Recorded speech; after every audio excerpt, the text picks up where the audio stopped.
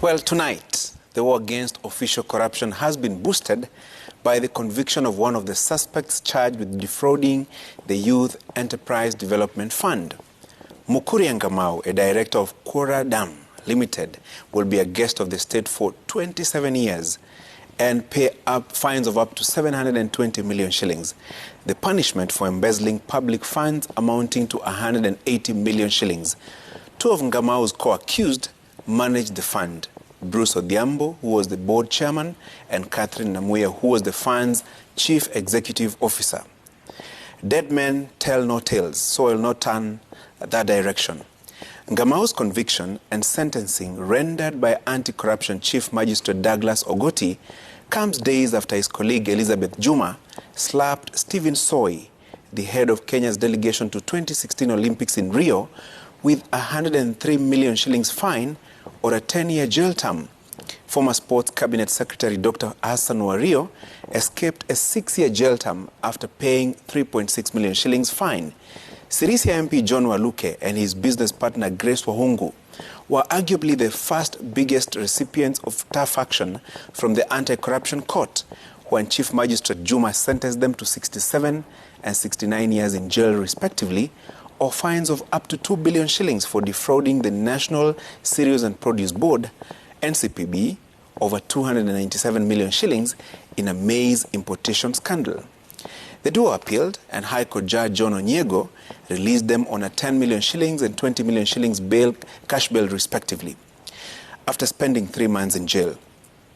These 3 cases confirm that this country is not short of laws to crack down on persons who use their privileged positions to connive in defrauding the state billions of shillings meant to benefit thousands of residents, if not millions. And make no mistake, the government has no money of its own. The looted money is taxpayers' sweat and blood. It is that tax you pay for fuel, electricity, a packet of maize flour, a matchbox, a pair of shoes, or even that blanket that you'll use to warm your night. So it should pain you when money borrowed in expensive loans from international donors or even local sources to construct, let's say, a road, a dam, a school, a police station, or even a bridge ends up in the pockets of a few. We must be enraged as a country when billions of shillings meant to purchase medical items to combat the COVID-19 crisis is siphoned by a few well-connected COVID billionaires. We should be annoyed with the cock and bull stories that some of the suppliers told us, that told Parliament how they were walking around KEMSA headquarters and ended up with mega deals worth hundreds of millions of shillings to supply PPEs and masks.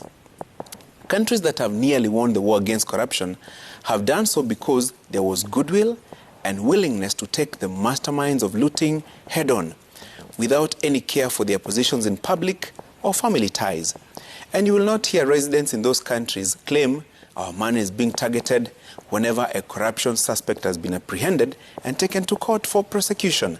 You will not hear political leaders claim they are being targeted to scuttle their bids for various elective seats. You will not hear of political laundromats for the corrupt in those countries. You will not hear residents claim, huyu ni mwizi wetu. We probably have even better laws than those countries that have made strides in the war against corruption. What we lack as a nation is the will, desire, commitment, and sincerity in fighting graft. And we will not need a referendum or a national convention at Bomas of Kenya or KICC to deliberate on how to fight corruption. All we need to do is to empower the investigative agencies and ask judicial officers to do their work fairly, diligently, and honestly in applying the existing laws. Sections 51 and 54 of the Anti-Corruption and Economic Crimes Act has well outlined provisions on recovery of lost funds when corruption suspects are nailed. They have to pay up to 3 times of the lost value to make corruption very painful. While at it, I can't help think of how much money corruption suspects in major scandals that have rocked the country, like the construction of dams, like Aurora and Kimorel, Ruaraka land saga, the KEMSA haste, to mention but a few, would have to pay in fines, or how long they would have to be in jail in default. Finally, there's a very good Bible story an encounter that Jesus had with Zacchaeus, the tax collector. In Banana Hill, they call Zacchaeus Zacchayo.